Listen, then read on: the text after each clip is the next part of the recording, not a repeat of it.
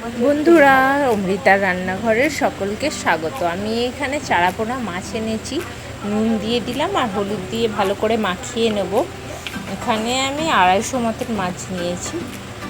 প্যানেতে তেল গরম হতে দিয়ে দেবো। সর্ষের তেল দিয়ে অবশ্যই এটা ভাজতে হবে। এখানে আমি সর্ষের তেল দিচ্ছি। এরপরে তেলটা গরম হয়ে গেছে দেখতে পাচ্ছেন। এবার মাছগুলো একটা করেও দিয়ে দেবো। প্রত্যেকটা মাছ দিয়ে দিচ্ছি আমি। সাবধানে দেবেন, নাহলে হাতের মধ্যে লেগে যেতে পারে তেল। আর এখানে আমি মাছটা যতক্ষণ ভাজা হচ্ছে মশলা রেডি করে নেব। বাটির মধ্যে আমি কালো সর্ষে দিচ্ছি, পোস্ত দিচ্ছি 1/2 চামচ, আর হলুদ সর্ষে দিচ্ছি 1 চামচ দিয়ে এটাকে মিক্সচারে আর কাঁচা লঙ্কা দিয়ে করে নেব। এখানে আমি মাছগুলো ভেজে তুলে নিয়েছি। পেঁয়াজ কুচিটা তেলের মধ্যে দিয়ে দিচ্ছি। ভালো করে পেঁয়াজ কুচিটা হালকা আছে লাল করে নেব।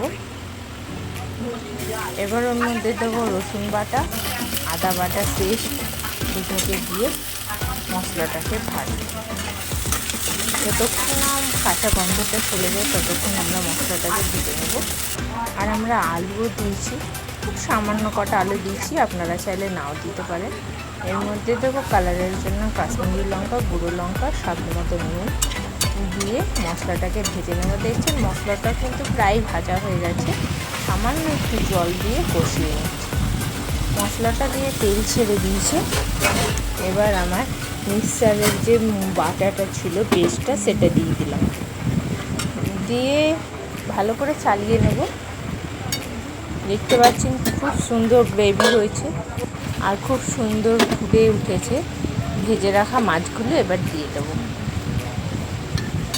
প্রত্যেকটা মাছ দিয়ে নাড়াচাড়া করে সুন্দর একটা ফ্লেভারের জন্য একটু কাঁচা সর্ষের তেল। ধন্যবাদ।